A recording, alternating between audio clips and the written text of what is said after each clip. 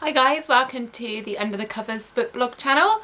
I'm Suzanne, and this week, you may not have realised, but we have done a historical romance week. We've called it a Scandalous affair, and we thought we would close the week off by speaking about some of our favourite heroines.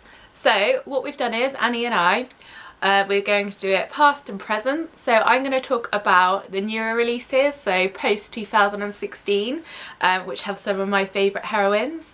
And then Annie is going to kind of give us a blast from the past of some of her favourite heroines in some of our older historical romance novels that we've loved.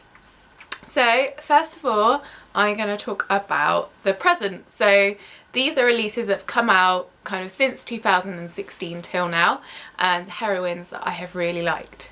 Now when I was kind of searching through, I realised that a lot of the heroines that I really liked kind of all share the same qualities.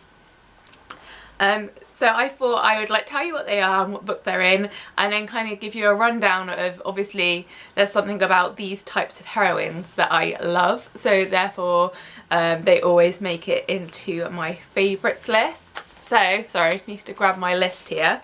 So the first one is Pandora from Devil in Spring by Lisa Clearpass. The next one was Emma by in the Duchess Deal by Tessa Dare, and then Olympia from A Duke in Shining Armour by Loretta Chase, and then finally Julia in A Scandal by Any Other Name by Kimberly Bell. So those are my four kind of heroines that I've really loved recently, and they all have a few things in common.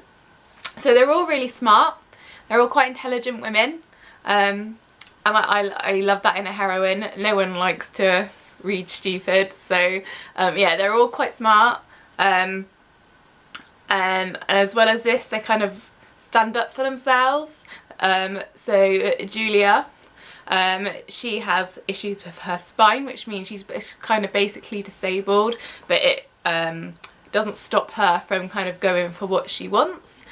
So I really love that particularly about her.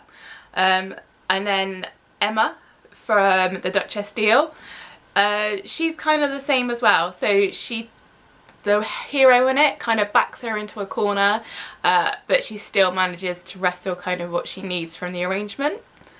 So I really like that, and they're also quite sensible heroines. So although Julia, the one I've just mentioned from A Scandal by Any Other Name, is maybe prone to daydreaming, though she's also very sensible. They're all quite sensible heroines as well.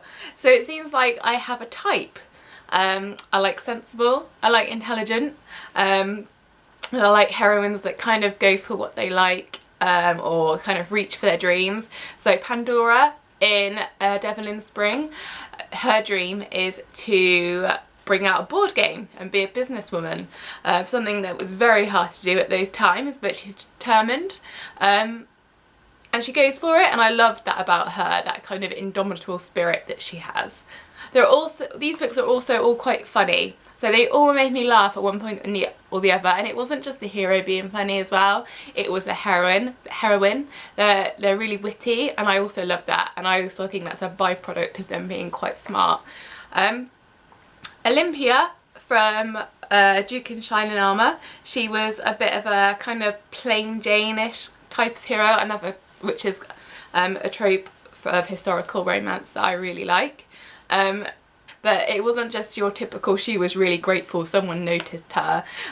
She still kind of went for what she thought was right, so I really like that about her as well. So yeah, those are my favourite heroines. If you haven't read any of these books, please give them a try. They are well worth it. Aside from having really great heroines, I also really liked all the heroes in this book as well. And they were written by some fantastic authors that if you haven't read before, then you definitely need to check out. So those are my heroines from the present, and then Annie is going to tell us all about the heroines that she loved from the past. Hey guys, it's Annie. So today I'm going to be talking about my favorite historical romance heroines from the past. So it was really hard for me to narrow down my top favorites, and these ones are going to be my top 3 that are all-time favorites from some of my all-time favorite historical romance authors. So let me get started with that. The first one comes from Julia Quinn. If you have read Julia Quinn, I'm pretty sure you've known that she is a household name in historical romance.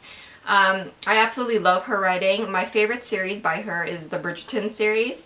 And actually, my favorite book in this series is not going to be the one that is the most popular pick, I think.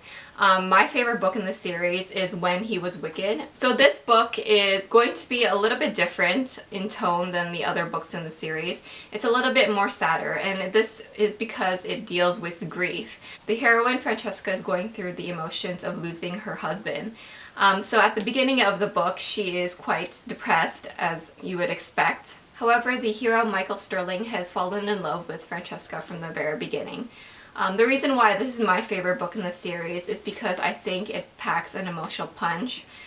There's such a long way for Francesca to go in order for this romance to work that I thought that Julia Quinn did such a good job of handling those really delicate emotions. From the very first page, Michael is already in love with Francesca. However, Francesca has so much more to grow before that can happen for her.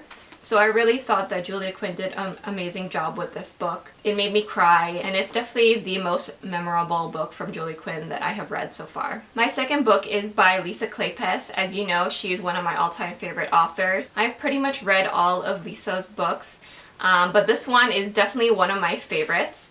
The book that I chose as my favorite heroine is Devil in Winter. This is Evie's book.